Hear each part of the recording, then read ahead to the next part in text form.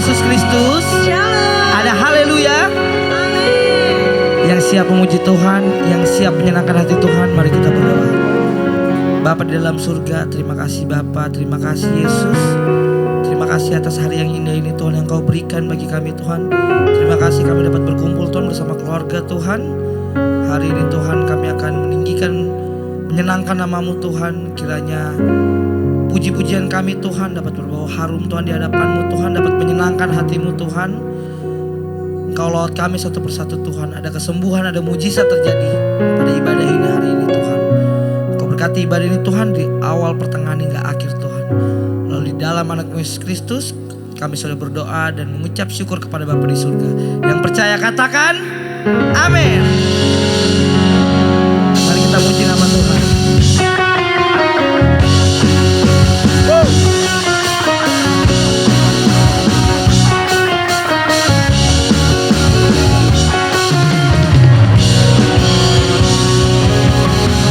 Seindahnya pelangi, secerahnya mentari, namun Kau yang terindah, hanya Kau yang termegah. Walau badai menghadap dan bumi pun bergoncang, namun Kau kan setia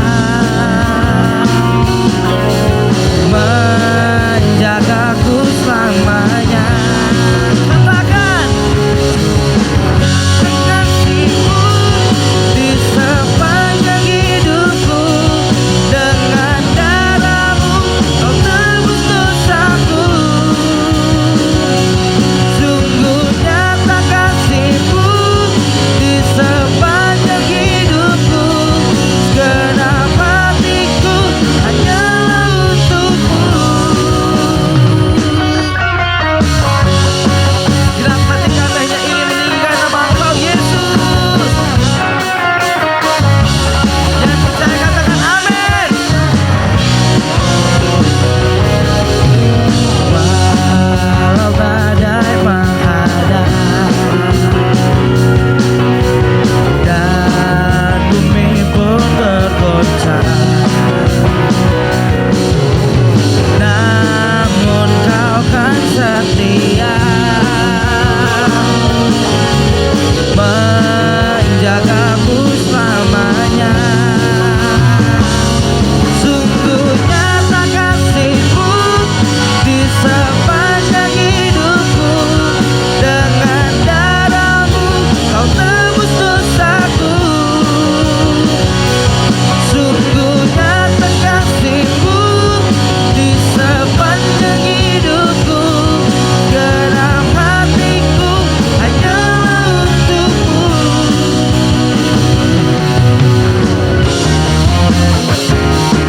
Kami mau bermaksud bagi Kau Tuhan. Hanya Kau yang layak ditinggikan, hanya satu nama yang layak ditinggikan, Yesus Kristus.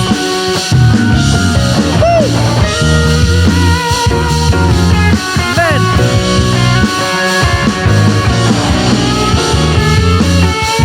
Mari yang siap puji Tuhan, kita katakan sama-sama. Nyata kasih-Mu di sepanjang hidupku, dengan darah-Mu Kau tebus dosaku.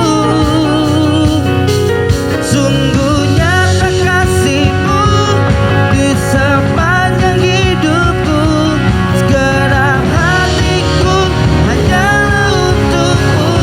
Katakan sekali lagi, sungguh nyata kasih-Mu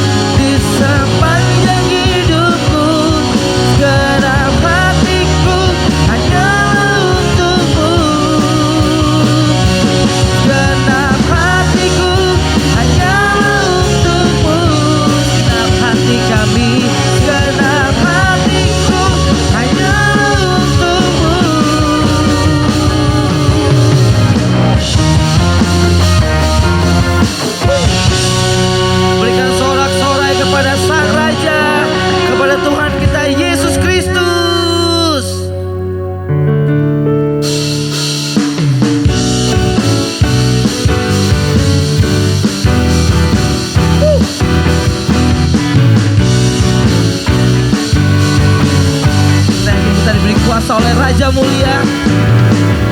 Ku diberi kuasa oleh Raja mulia, menaklukkan musuh di bawah kakiku. Ku pakai kuasa dari Raja mulia. Bila Allah ada bersamaku, siapa jadi lawanku? Sungguh besar Kau Tuhanku, Engkau perisai hidupku. Ku berdiri dengan iman, iman dalam Yesus Tuhan. Kau yang memberi kemenangan, ku bersorak merayakan. Terpujilah Engkau Raja, segala raja. Katakan Yesus, Kau baik Tuhan.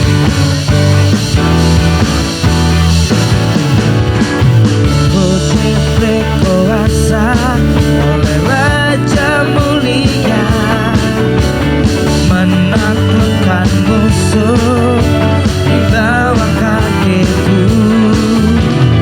Ku pakai kuasa dari Raja mulia. Bila Allah ada bersamaku, siapa jadi lawanku? Bila Allah ada bersamaku, siapa jadi lawanku? Katakan, bila Allah ada bersamaku, siapa jadi lawanku? Are you ready?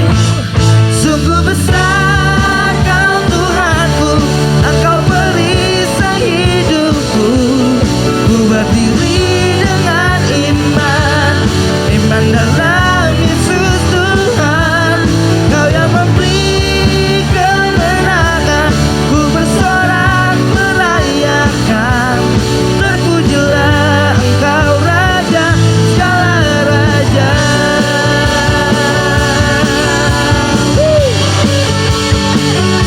Terpujilah Engkau Yesus.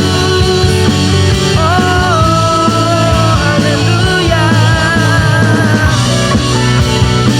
Kau yang layak ditinggikan.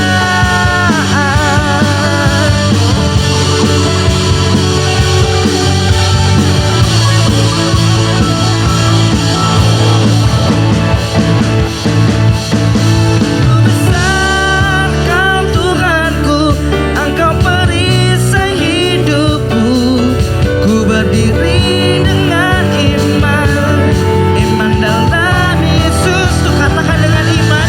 Kau yang memberi kemenangan, ku bersorak merayakan. Terpujilah Engkau Raja, segala raja. Katakan sekali lagi.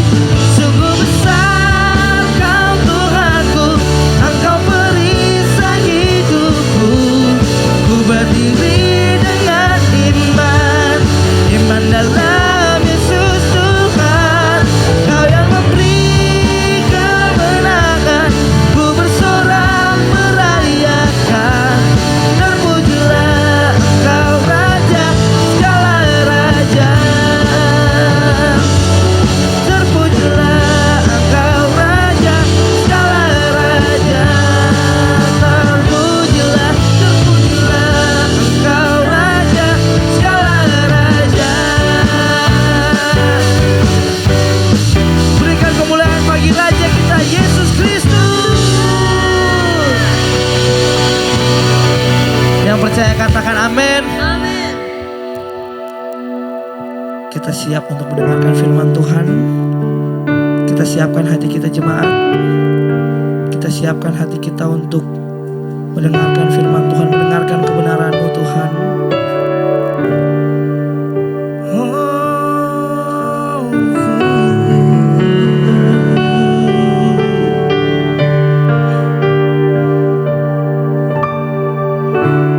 Sungguh begitu dalam kasih setiamu Bapa.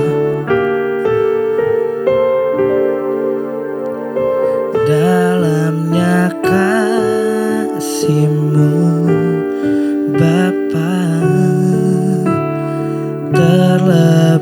lebih dari segalanya. Pengorbanan yang termulia, selamatkanku dengan darah yang tercurah.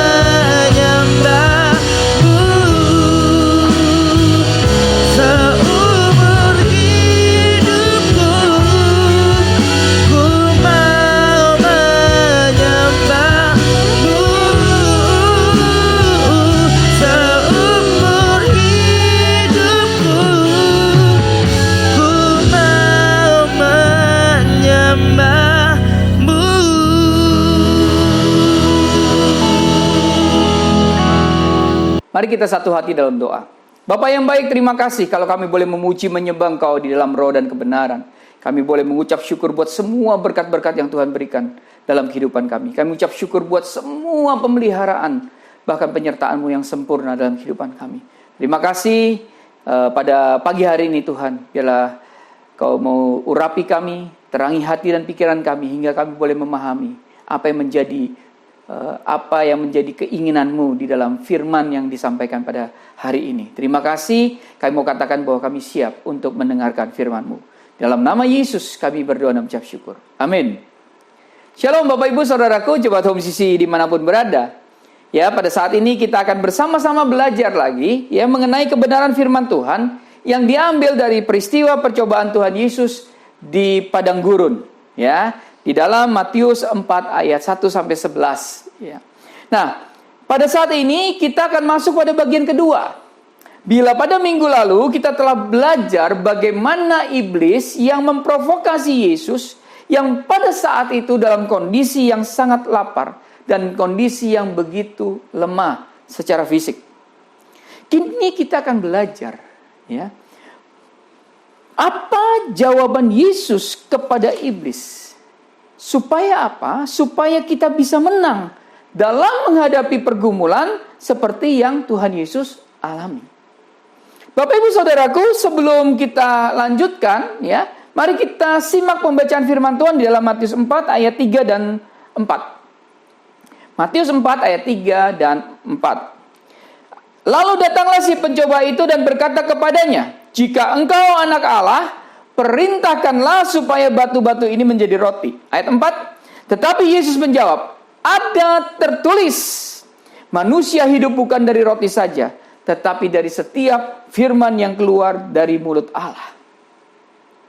Bapak Ibu Saudaraku, pada minggu yang lalu kita telah membahas mengenai pernyataan iblis yang begitu memprovokasi Yesus di saat Yesus sedang lemah ya dan tidak berdaya secara fisiknya.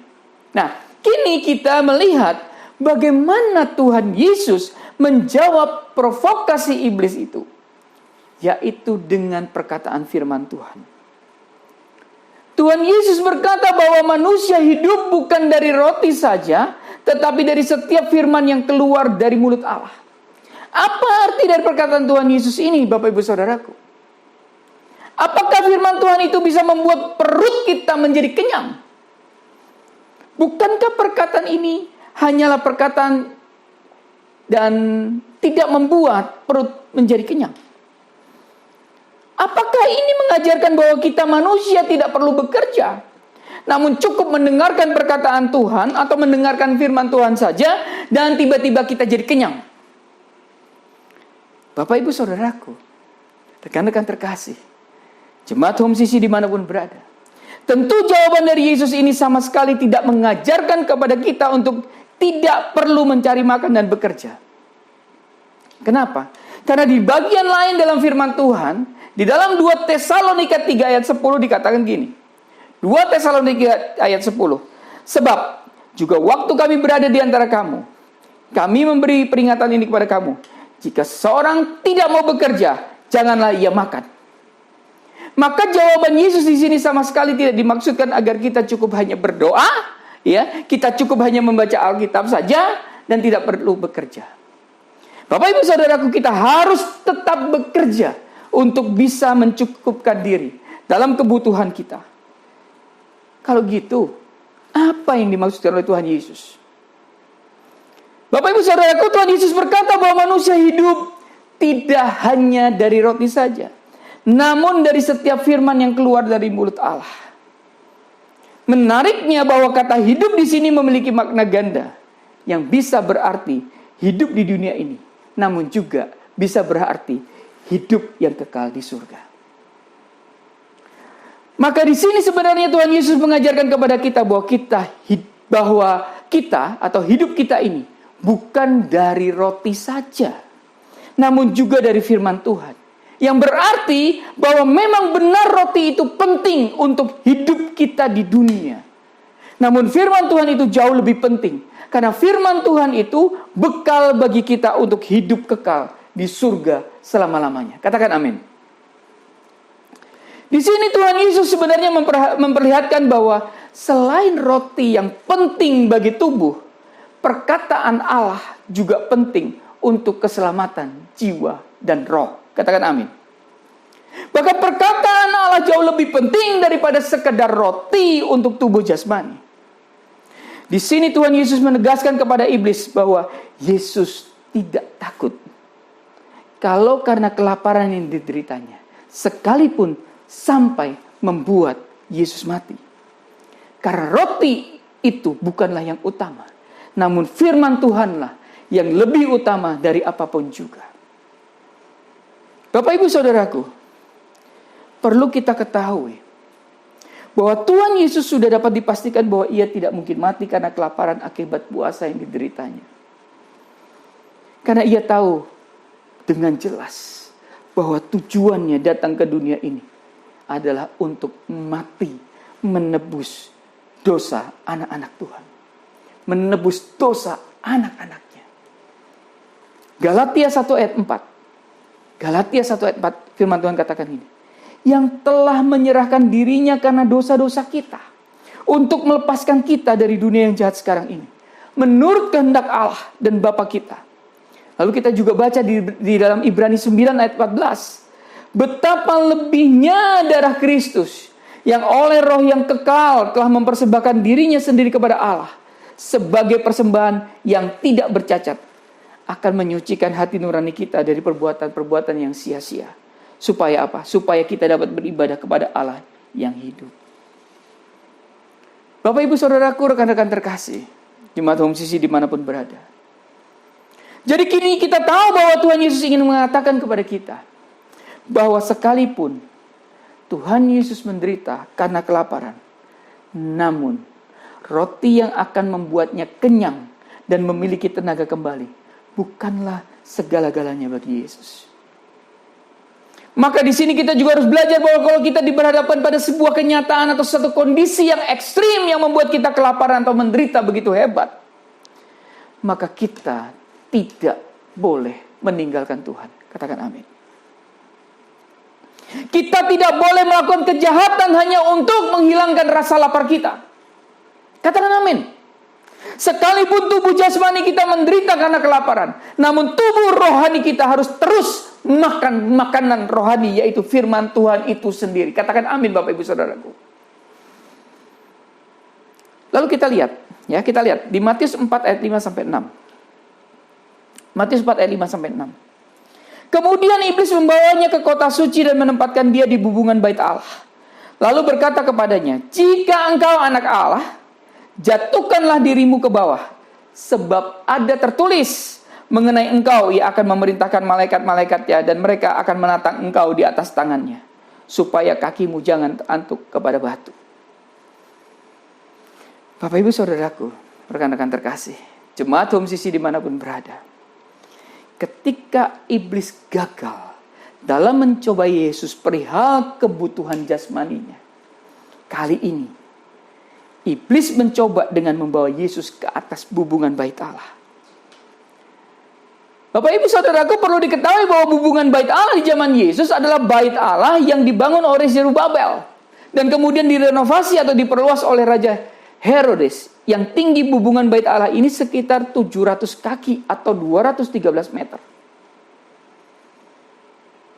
Di sini iblis mengatakan kepada Yesus untuk menjatuhkan dirinya ke bawah. Karena nantinya pasti malaikat-malaikat Tuhan akan menatangnya. Ya, sehingga tidak terantuk kepada batu. Bapak Ibu Saudaraku, perkataan iblis ini memakai kutipan di dalam Mazmur 91 ayat 11 sampai 12. Ya. Firman Tuhan katakan gini, "Sebab malaikat-malaikat yang akan diperintahkannya kepadamu untuk menjaga engkau di segala jalanmu. Mereka akan menatang engkau di atas tangannya supaya kakimu jangan terantuk kepada batu." Menarik sekali bahwa iblis mengutip Mazmur 91 ayat 11 sampai 12 ini. Bapak Ibu Saudaraku, ada beberapa hal yang menarik untuk kita bahas berkaitan dengan hal ini. Yang pertama, Di sini kita tahu bahwa iblis tidak takut dengan firman Tuhan. Bahkan iblis hafal dengan isi firman Tuhan. Bayangkan, ya, bayangkan saja kalau iblis begitu mudah dan hafal mengutip ayat di Mazmur 91 ayat 11 sampai 12 ini tanpa membuka kitab Mazmur sama sekali. Ya, dari hari ini kita belajar bahwa jangan pernah memakai ayat-ayat Alkitab sebagai mantra untuk pelaris, untuk mengusir setan, atau untuk jimat-jimat tertentu. Iblis sama sekali tidak takut dengan firman Tuhan, melainkan takut dengan nama Tuhan Yesus Kristus saja. Namun hal ini bukan berarti bahwa kita tidak perlu membaca, merenungkan, dan belajar firman Tuhan, Bapak Ibu Saudaraku. Kita harus merenungkan, kita harus membaca, kita harus menjadi orang yang bijak, semakin mengenal isi hati Tuhan dan firman Tuhan itu menjadi panduannya selama kita hidup di dunia ini. Di sini kita juga belajar bahwa firman Tuhan ternyata dapat dipakai oleh iblis untuk kepentingan yang salah dan mencoba untuk menjatuhkan Tuhan Yesus. Cobaan ini ternyata banyak iblis lakukan di masa sekarang ini. Ironisnya. Karena ternyata firman Tuhan yang dipakai oleh para hamba Tuhan banyak dipelintir untuk kepentingannya sendiri. Di masa sekarang ini banyak hamba Tuhan yang memotivasi jemaat untuk menabur, namun hasil taburan itu digunakan untuk kepentingan dari hamba Tuhan tersebut. Dari kisah pencobaan Yesus ini, kita bisa belajar bahwa iblis pun memakai firman Tuhan untuk kepentingannya menjatuhkan Yesus. Dan di masa sekarang, kekuatan firman Tuhan dapat dipakai untuk kepentingan pribadi anak-anak Tuhan, para hamba Tuhan. Karena itu Bapak Ibu Saudaraku, saya mengajak, mari kita semua, pelayan-pelayan Tuhan, hamba-hamba Tuhan, umat Tuhan, untuk berhati-hati. Para hamba Tuhan, hati-hatilah ketika menyampaikan firman Tuhan.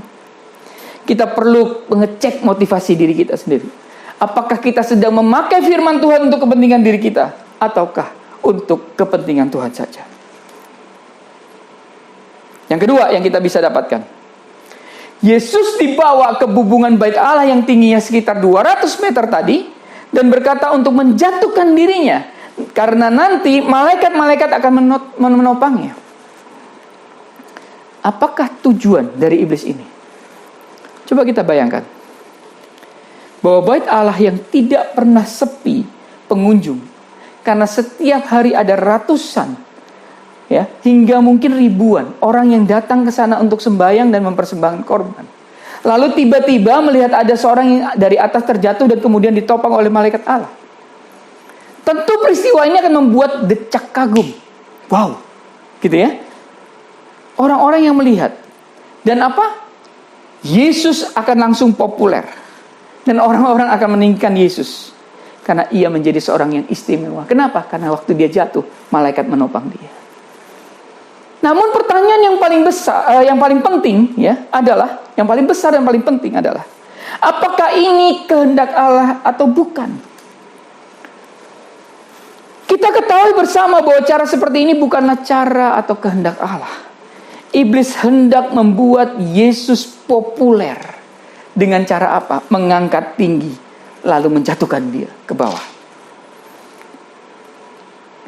Yesus tidak boleh populer dengan cara ini, karena ini adalah cara yang salah. Yesus bisa populer karena apa? Karena ia melakukan kehendak Allah. Karena ia berjalan di dalam kebenaran.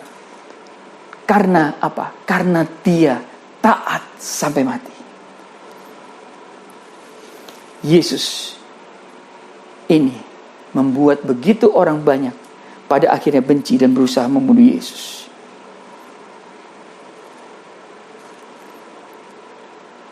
Bapak Ibu Saudaraku, demikian juga hidup kita. Kita boleh saja populer, Bapak Ibu Saudaraku. Namun bukan itu yang kita kejar. Bukan juga dengan cara yang salah atau jalan yang salah. Kalau kita melihat di zaman ini, di mana media sosial memiliki pengaruh yang sangat besar bagi kehidupan seseorang, Ya, ternyata tidak sedikit mereka yang adalah pelayan Tuhan, hamba Tuhan, pendeta, pastor, memanfaatkan media sosial untuk menaikkan diri mereka agar populer, atau sering disebut sebagai pansos atau panjat sosial. Bapak ibu saudaraku, populer itu tidak salah. Tidak salah. Namun godaan menjadi populer dan kemudian mengusahakan diri untuk kita populer adalah cara iblis untuk menjatuhkan hamba-hamba Tuhan di masa sekarang ini. Berapa banyak kita lihat para hamba Tuhan yang berusaha menaikkan citra dirinya agar tampak luar biasa lewat sosial media. Pertanyaan yang perlu kita kemukakan di hati kita adalah, apakah kita ingin mempopulerkan Allah atau kita ingin mempopulerkan diri kita sendiri? Mengapa hamba Tuhan yang mengaku hamba tetapi meninggikan diri sendiri dengan memanfaatkan nama Tuhan? Mengenai pencobaan yang demikian, begitu banyak hamba Tuhan yang jatuh karena berusaha meninggikan diri dan bukan meninggikan Tuhan. Bapak ibu saudaraku, rekan-rekan terkasih, jemaat Home CC dimanapun berada, maka pada saat ini kita harus belajar bahwa bila kita ditinggikan oleh iblis, hati-hati, berhati-hatilah. Karena pada akhirnya yang iblis inginkan adalah agar kita jatuh. Jangan pernah menerima tawaran iblis yang berusaha meninggikan diri kita agar tampak populer, namun dengan cara memanfaatkan nama Tuhan Yesus. Jadilah hamba-hamba Tuhan yang mendapatkan jempol atau like itu di hadapan Tuhan Yesus sendiri, dan bukan berusaha mendapatkan ratusan hingga ribuan atau jutaan like di hadapan manusia. Karena semua popularitas itu akhirnya sia-sia di hadapan Tuhan Allah. Amin. Bapa di surga, terima kasih kami sudah mendengarkan firman-Mu. Roh Kudus, terima kasih buat firman-Mu hari ini. Ajar kami Tuhan untuk kembali bahwa hanya nama Yesus saja yang harus kami tinggikan dalam hidup kami dan bukan nama kami. Ajar kami memahami untuk tidak memanfaatkan nama Engkau Tuhan, nama di atas segala nama itu untuk kepentingan kami sendiri, tapi semata-mata untuk kemuliaan nama Tuhan. Terima kasih Bapa yang baik. Di dalam nama Tuhan Yesus kami berdoa dan mengucap syukur. Haleluya. Amin. Bapa besar, perbuatan-Mu ajaib, tiada seperti Engkau. Tiada seperti Engkau, sebab Kau besar, perbuatan-Mu ajaib, tiada seperti Engkau, tiada seperti Engkau,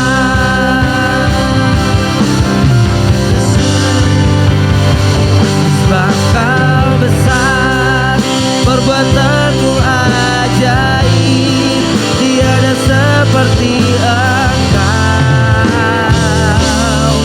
tiada seperti Engkau, sebab Kau besar, perbuatan-Mu ajaib, tiada seperti Engkau, tiada seperti Engkau, tiada seperti Engkau, tiada seperti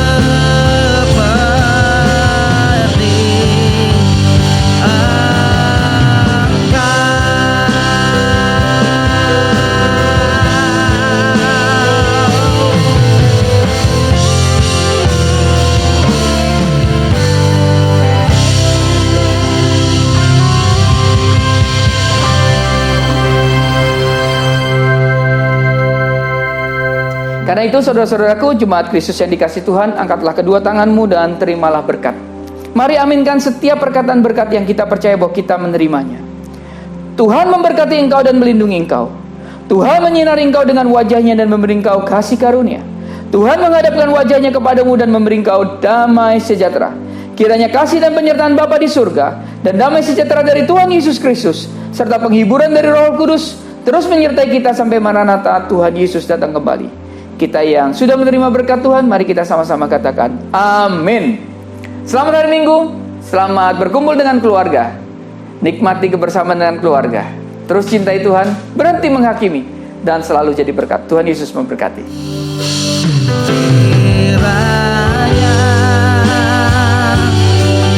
Engkau memberkati aku berlimpah-limpah dan mengubah daerahku,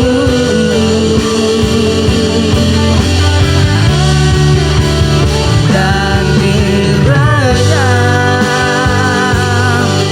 tanganmu memberkati aku dan melindungi aku daripada malapetaka, sehingga kesakitan tidak menimpa aku, sehingga kesakitan tidak menimpa aku, sehingga kesakitan tidak menimpa aku.